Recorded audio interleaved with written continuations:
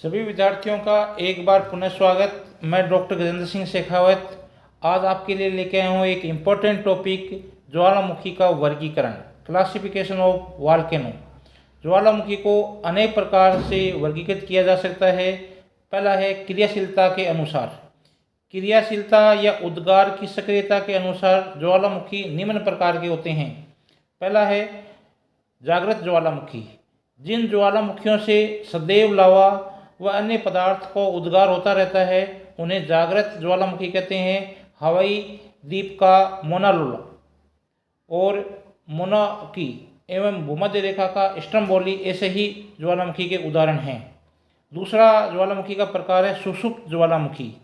जिस ज्वालामुखी में दीर्घकाल के से उद्गार नहीं होता है एवं निकट भविष्य में उद्गार की कम संभावना होती है उसे सुषुप्त ज्वालामुखी कहते हैं, किंतु अतीत में इसके पुनः उद्गार के प्रमाण मिलने के कारण इससे उद्गार की संभावना से इनकार नहीं किया जा सकता है। ऐसे ज्वालामुखी लंबे समय तक शांत रहने के बाद पुनः अचानक सक्रिय हो जाते हैं। इससे जन धन की अपार हानि होती है। दीर्घकाल तक शांत रहने के कारण ये आसपास यहाँ पर बस्तियाँ बन जाती हैं। विसुवियन ऐसा ही एक ज्वालामुखी है जो 79, 1631, 1803, 1872, 1906, 1927 और 1943 में सक्रिय हुए हैं। तीसरा है शांत या मृत ज्वालामुखी। जिस ज्वालामुखी के उद्गार के हजारों वर्षों के पश्चात भी पुनः उद्गार की कोई प्रमाण नहीं मिलते हैं, ऐसे क्रेटर पर जैव जगत मिलता है। ऐसे ज्वालामुखी को शांत ज्वालामुखी कहते हैं। किलिमंजारो, कीनिया, कैमरून आदि ऐसे ही ज्वालामुखी के उद्गार के बाद सदा के लिए शांत हो गए हैं।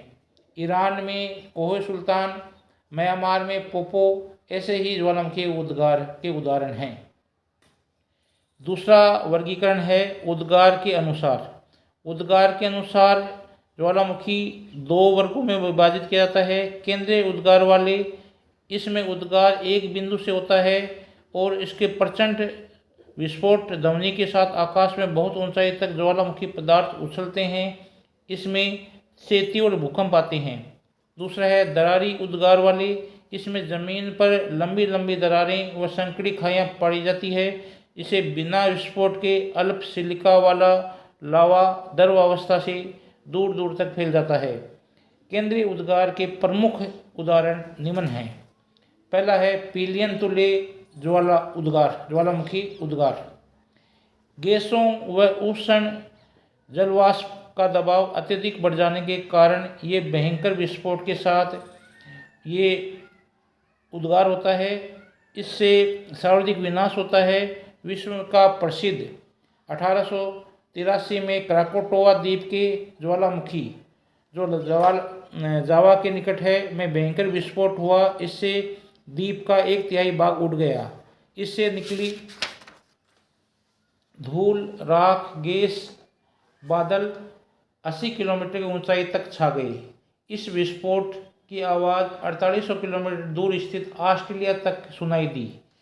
स्थानीय सागर तल पर 37 मीटर ऊंचाई की लहरें उठने से जावा सुमात्रा तट के 36,000 व्यक्ति मारे गए। ऐसे विस्फोट 1902 में माउंट पील में भयंकर आवाज़ के साथ हुआ। दूसरा है विसुवियन तुल्य ज्वालामुखी उद्गार। इसमें भी विभिन्न गैसें, राख, धुआं, ठोस खंड और अम्लीय लावा भयंकर विस्फोट के साथ बाहर निकलता है। गैस व जलवाष्प का दबाव अधिक होने से ये काफ़ी ऊंचाई तक उठकर चारों ओर दूर दूर तक बिखर जाते हैं। आकाश में धूल, धुआं, राख के विशाल व गहरे बादल छाए जाते हैं। इसमें भारी मात्रा में जलवाष्प भी होती है। इसका निकला लावा निकटवर्ती भागों में बहने लगता है। इससे सर्वप्रथम इस प्रकार का उद्गार है वह यूनान के विसुवियन में 79 में हुआ। क्योंकि प्लिनी ने इसका सर्वप्रथम पर्यवेक्षण किया था, अतः इसे प्लिनी तुल्य ज्वालामुखी भी कहते हैं। तीसरा है वॉल्केनियन तुल्य ज्वालामुखी। यहाँ जहाँ विश्व विषुयन तुल्य में वाष्प, गैस, राख आदि का मिश्रण दबाव से भयंकर विस्फोट होता है। वहीं वाल्केन तुल्य उद्गार में हर अगले उद्गार के समय शंकु से जमा लावा तोड़कर फेंक दिया जाता है। इस उद्गार में भयंकर आवाज़ के साथ विस्फोट हुए पदार्थ बाहर निकलते हैं। वाल्केनो ज्वालामुखी भूमध्य सागर में लिपेली द्वीप समूह में स्थित है। इससे निकलने वाला लावा विश्ववियन से अधिक गाढ़ा होता है, अतः इसे लेपिली व बम जैसी आकृति आकाश में उछल दी जाती है और निकटवर्ती गैसीय क्षेत्र वाष्प, धूल, राख, फूलगोभी के समान बादल आकाश में दिखाई देते हैं। चौथा है स्ट्रम्बोली तुल्य ज्वालामुखी। स्ट्रम्बोली ज्वालामुखी भूमध्य सागर में सिसिली द्वीप के उत्तरी भाग में स्थित है। इसमें सामान्यतः कम गाढ़ा लावा निकलता रहता है। उद्गार के समय कभी कभी ज्वालामुखी नली में गैस का दबाव बढ़ने व मध्य आंतरिक भाग में भयंकर विस्फोट के साथ होता है।